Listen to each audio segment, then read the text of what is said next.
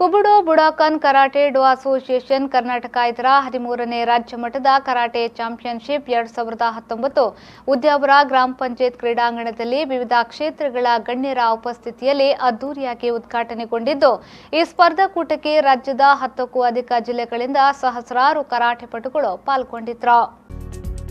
ಉದ್ಯಾವರ ಗ್ರಾಮ ಪಂಚಾಯತ್ ಕ್ರೀಡಾಂಗಣದಲ್ಲಿ ನಡೆಯುತ್ತಿರುವ ಸ್ಪರ್ಧೆಯಲ್ಲಿ ಭಾಗವಹಿಸಲು ಆಗಮಿಸಿದ ಕರಾಟೆ ಪಟುಗಳಿಗೆ ಊಟ ವಸತಿ ಉಚಿತವಾಗಿ ವ್ಯವಸ್ಥೆಯನ್ನ ಕಲ್ಪಿಸಲಾಗಿತ್ತು.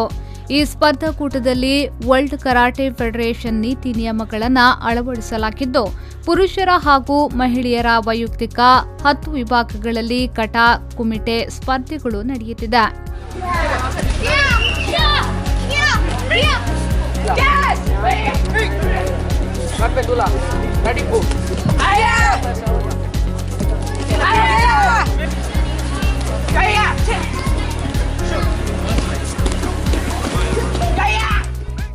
ಅಂತಿಮವಾಗಿ ಗುಂಪು ಕಟ, ಆಯುಧ ಕಟ ಹಾಗೂ ಗ್ರ್ಯಾಂಡ್ ಚಾಂಪಿಯನ್ಶಿಪ್ ಕೂಡ ನಡೆಯಲಿದ್ದು ಈ ಸ್ಪರ್ಧಾಕೂಟಕ್ಕೆ ರಾಜ್ಯದಿಂದ 100ಕ್ಕೂ ಅಧಿಕ ನುರಿತ ತೀರ್ಪುಗಾರರು ಆಗಮಿಸಿ ತಮ್ಮ ಕರ್ತವ್ಯವನ್ನ ನಿರ್ವಹಿಸುತ್ತಿದ್ದಾರೆ.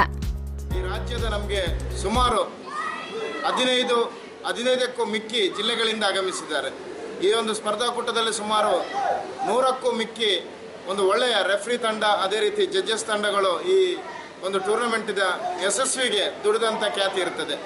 ಅದೇ ರೀತಿ ಈ ಒಂದು ಸ್ಪರ್ಧಾಕೂಟದಲ್ಲಿ ನಾವು ವೈಯಕ್ತಿಕ ವಿಭಾಗದಲ್ಲಿ ಕಟ ಹಾಗೂ ಕುಮಿಟೆಯನ್ನು ನಡೆಸಿರ್ತೇವೆ. ಅದೇ ರೀತಿ 12 ವರ್ಷಕ್ಕಿಂತ ಕೆಳಪಟ್ಟ ವಿದ್ಯಾರ್ಥಿಗಳಿಗೆ ಟೀಮ್ ಕಟ, ಇವತ್ತಿನ ದಿನದಲ್ಲಿ 13 ವರ್ಷಕ್ಕಿಂತ ವಯೋಮಿತಿಯ ಮೇಲ್ಪಟ್ಟವರಿಗೆ ಈ ಒಂದು ಸ್ಪರ್ಧೆ ನಡೀತಾ ಇದೆ.